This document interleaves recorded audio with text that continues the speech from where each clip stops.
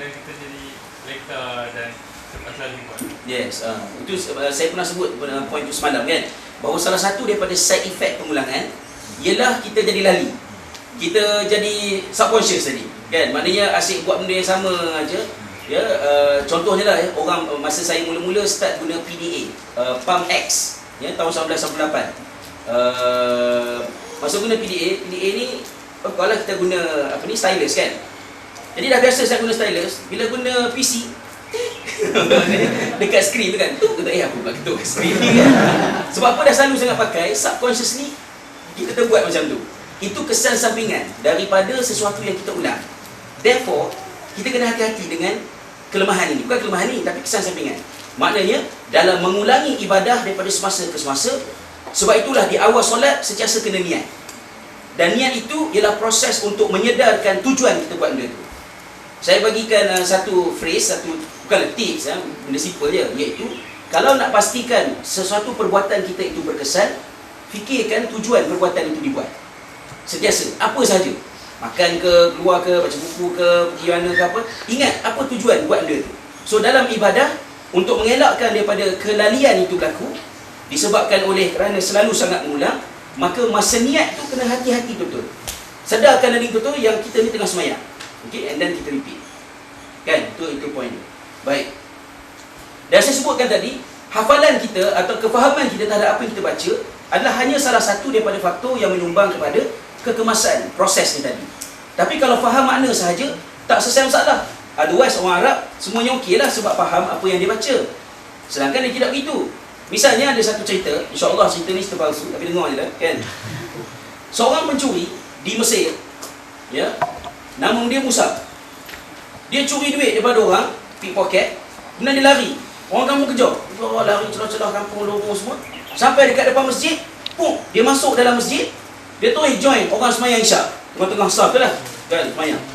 Imam pada masa itu sedang baca surah Taha. Kemudian sampai pada satu ayat, imam baca, "Wa ma tilka biyaminika ya Musa." Sampai ayat kan. Tapi imam terlupa ayat lepas tu apa ke dia ni. Jadi imam ulang balik, "Wa ma tilka biyaminika ya Musa." Apa maksud ayat tu? Apakah yang ada dalam tangan kananmu wahai Musa? Kan? Ayat tu cerita tentang Nabi Musa, dia tongkat kan. Jadi pencuri ni nama dia Musa. Dia pegang duit tu dalam tangan kanan dia. Yang imam ni, apa yang ada dalam tangan kanan kamu wahai Musa? Apa yang ada dalam tangan kanan kamu wahai Musa? Jadi pencuri ni gelabah. Kasyaf ke imam ni kan. Nampak kan dia campur dia. Apa tak nak lah duit? Oh, dia lari kan. Jadi kalau faham bahasa pun masalah juga kan. Jadi itu saya rasa cerita palsu lah. Semua saya dengar kan. Dalam majalah Gila-Gila Usik kan. Kalau ada tak ni. So maknanya poin saya ialah ibadah itu perlu dilengkapkan untuk membolehkan akhlak itu diproses. Okay? Oleh kerana itu, Nabi SAW sebut, "Innama bu'ithtu liutammima makarimal akhlak." Sesungguhnya aku ini diutuskan untuk menyempurnakan kemuliaan akhlak. Apa maksud menyempurnakan akhlak? Maksudnya ialah, kalau kita patah balik ke sini, mana-mana agama dalam dunia juga mempunyai kerangka yang sama dengan ini. Hindu, dia ada input dia, akidah dia. Dia ada ritual, proses dia. Dan output yang dikehendaki daripada agama Hindu ialah nak membaikkan orang. Agama Kristian pun nak membaikkan orang. Buddha pun nak baikkan orang. Itu kehendak yang diinginkan oleh semua agama. Tetapi ritualnya telah berbeza. Contohnya agama Hindu. Kalau bagi saya, pelajar history, saya cenderung meyakini bahawa agama Hindu itu adalah sisa-sisa daripada ajaran Nabi Ibrahim AS. Berdasarkan kepada konten yang ada dalam Veda, terms yang digunakan, kemuliaan yang diberikan kepada api dan sebagainya, menunjukkan ianya begitu. Tapi oleh kerana perjalanan masa yang sangat panjang, ribuan tahun, maka ritual dia berubah. Orang Hindu pergi ke kuil, katalah dia duduk depan patung burung merak. Bagi orang Islam yang tidak faham, ataupun orang Hindu yang jahil terhadap agama dia sendiri, mungkin dia menyangkakan bahawa patung burung merak itu ialah Tuhan dia. Sebenarnya tidak. Patung burung merak itu hanyalah simbol kepada misalnya egoism, sifat ego dalam diri. Maka dia datang ke situ, dia buat sembahan, dia buat bacalah apa semua dan sebagainya. Kenapa? Nak membuang ego dalam diri. Maka semua agama ada ritual yang macam tu, tujuannya nak elokkan orang. Sebab itu saya merasakan bahawa kalau kita nak ajak orang kepada Islam, mulakan dengan mengajak orang kepada kehidupan beragama. Agama dia dulu. Kan, bagi dia appreciate agama dia dulu. Saya buat satu program dekat Sabah, Telekom Sabah. Kami ceramah dan sebagainya. Habis program, ada seorang peserta datang. Dia biasanya 50% peserta dengan Muslim kan di Sabah. Dia kata, terima kasih Ustaz. Dia kata, ceramah Ustaz telah menyebabkan saya sedar di manakah Jesus dalam kehidupan saya. Dosa ke pahala ke? Kan? Maknanya, tapi bila fikir balik, itulah insyaAllah jalan yang membawa dia kepada mudah-mudahan kepada Islam. Iaitu bermula dengan menghargai agama. Sebab semua agama nak baikkan orang. Yang dikatakan Islam itu Rasulullah datang untuk menyempurnakan akhlak. Kenapa akhlak dalam Islam sempurna?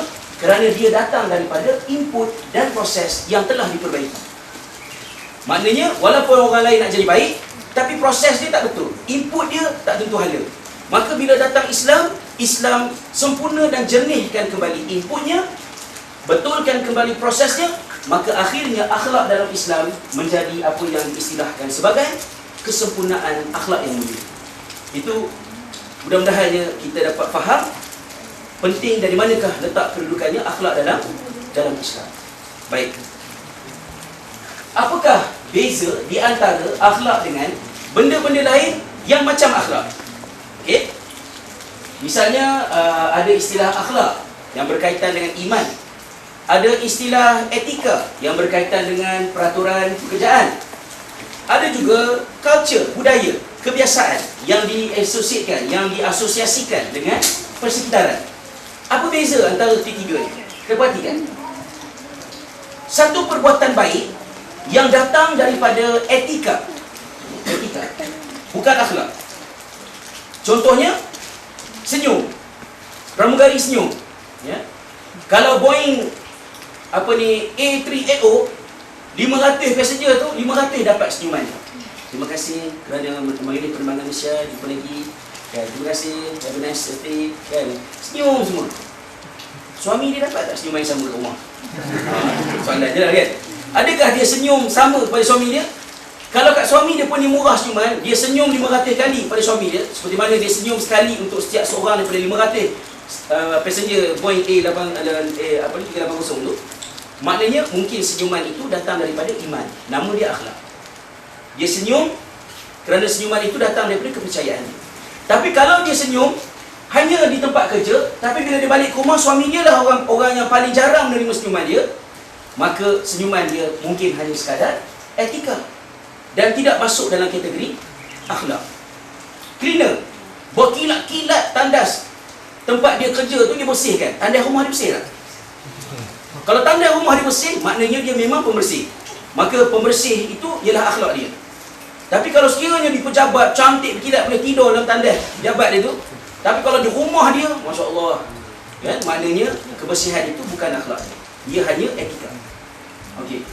Yang kedua, yang berkaitan dengan budaya, kebiasaan dan persekitaran, juga bukan dinamakan sebagai akhlak. Misalnya, sifat jujur yang ada pada masyarakat orang asli. Jujur tu bahasa elok kita lah. Bahasa biasa orang sebut lurus bendui. Kan? Tak reti nak tipu-tipu, nak kona-kona, tak reti. Kan? Banyak straightforward saja. Adakah kerana mereka orang yang jujur? Mungkin. Tapi kalau dia datang ke Kuala Lumpur selepas 3 bulan dah pandai belajar menipu, maknanya jujur dia selama ini bukan datang daripada akhlak, tapi kerana masyarakat, persekitaran. Maka itu juga tidak kukuh untuk menjadi sandaran behavior kita. Ia harus datang daripada iman, iaitulah perbuatan yang datang daripada reaksi iman. Seperti mana kemarahan Sayyidina Ali dalam satu kejadian apabila dia bergaduh dengan seorang kufar dalam peperangan, dan masa dia nak bunuh orang yang telah terjatuh tadi, orang kafir ni tadi telah ludah dia kan, ludah dia, dan Sayyidina Ali terhenti daripada nak membunuh orang kafir tadi kan. So dia tanya, kenapa engkau tidak bunuh aku?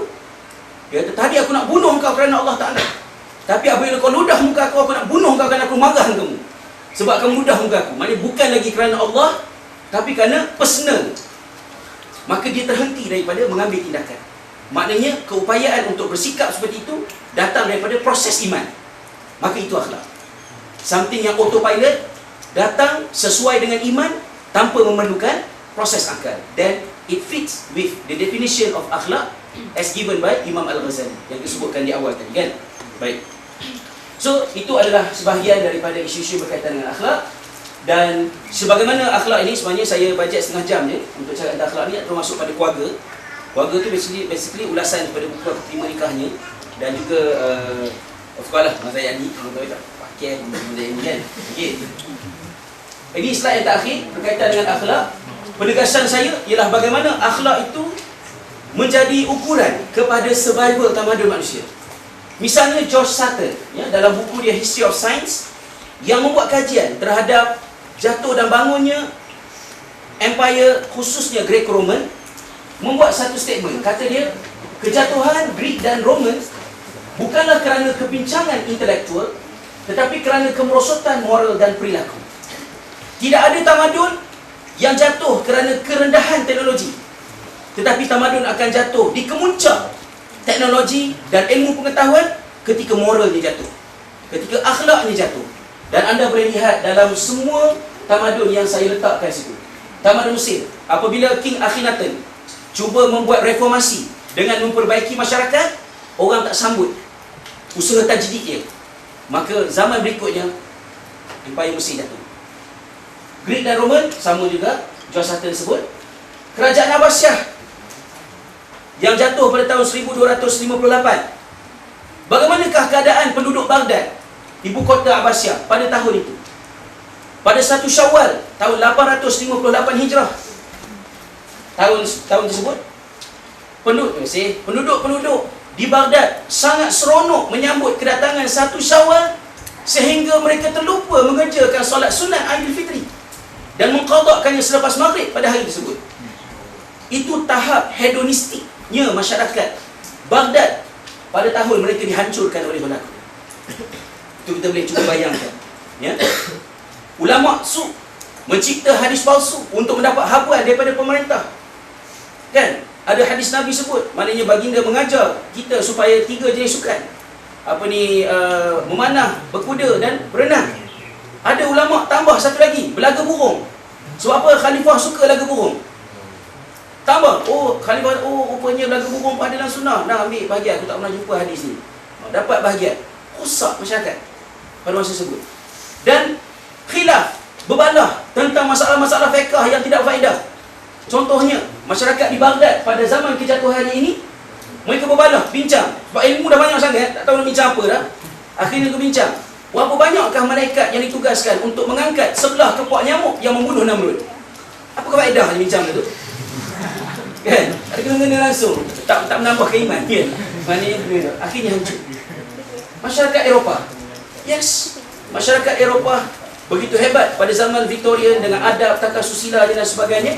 Tapi secara jujurnya saya katakan, pada kemuncak segala keelokan yang tersebutkan di sepanjang program ini, dan apa yang anda tahu pada pengalaman anda sendiri tentang kehebatan beberapa aspek masyarakat Eropah, saya katakan Eropah tetap menuju keruntuhan kerana kehancuran moral yang semakin teruk. Dan saya rasa Jepun juga berada dalam keadaannya dengan generasi muda yang tidak lagi seperti mana yang kita faham tentang Japanese. Kan?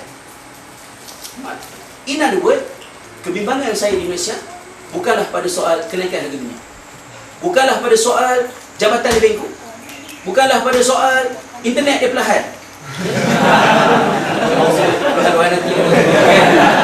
Bukanlah pada benda-benda yang macam ni.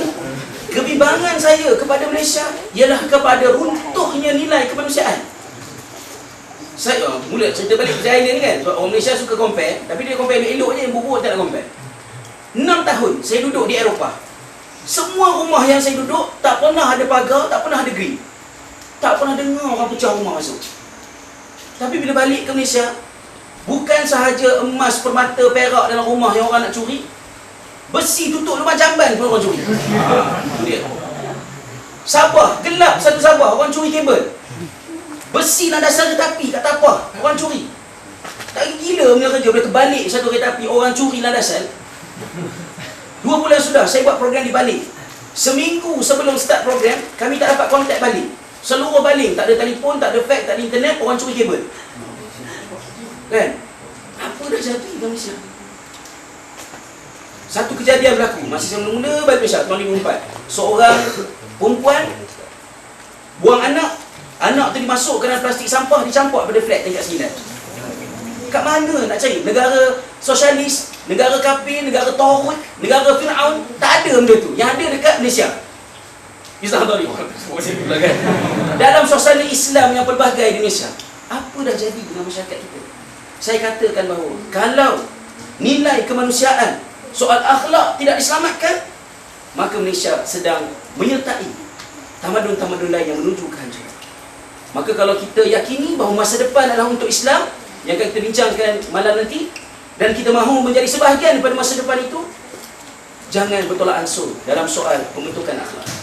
Sebab itu saya dalam blog saya boleh terima orang tidak setuju dengan pandangan saya dalam masalah fiqh ke, dalam masalah apa sekalipun. Nak marah saya tak kisah. Tapi saya tak boleh terima orang khilaf dalam masalah akhlak. Tidak mungkin ada benda sini jujur tapi di sana kejujuran itu bukan kejujuran tapi dia satu dosa. Tak ada. Baik sini, baiklah sana. Orang tidak akan khilaf dalam masalah akhlak. Maka sebab itu kita kena usahakan kembalikan slogan bahawa matlamat daripada agama ialah untuk menghasilkan akhlak. Dan saya petik balik kata pegawai daripada embassy semalam bahawa tidak ada maknanya kita menjadi seorang Muslim kalau masyarakat Jepun tidak dapat melihat kualiti ada pada kita kerana akhlak kita tidak mencerminkan kehebatan yang ada dalam Islam. If you want to deliver a message, be the message. Cara paling mudah nak ajar orang tentang senyuman, senyum. Itu cara yang paling efektif. Misalnya, kita boleh lihat di dalam video klip yang saya sediakan ini, kesan perbuatan kepada anak-anak.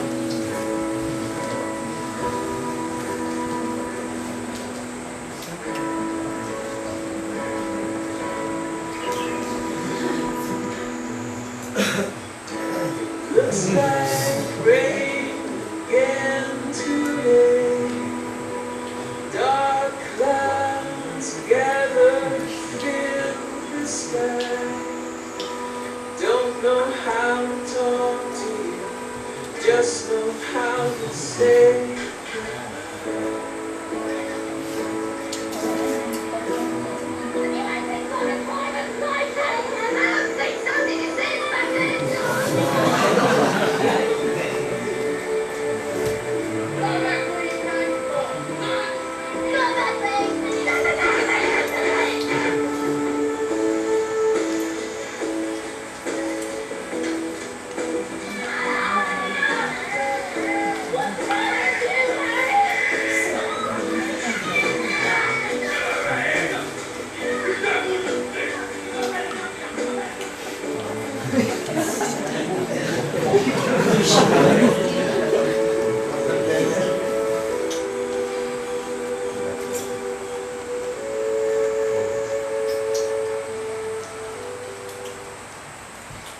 Pengajaran dia, sebelum anda berkahwin, pastikan kita telah mempunyai tingkah laku dan akhlak yang betul. Kerana anak-anak mungkin gagal mengikut cakap ibu bapa, tetapi anak-anak tidak pernah gagal meniru perbuatan ibu bapa. Maka cara yang terbaik untuk influence anak-anak ialah tunjukkan apa yang kita nak mereka buat, instead of bercakap. Ini salah satu daripada video klip kempen pembentukan moral di Australia. Yang kedua ni ialah di Singapura. Itu berarti dia.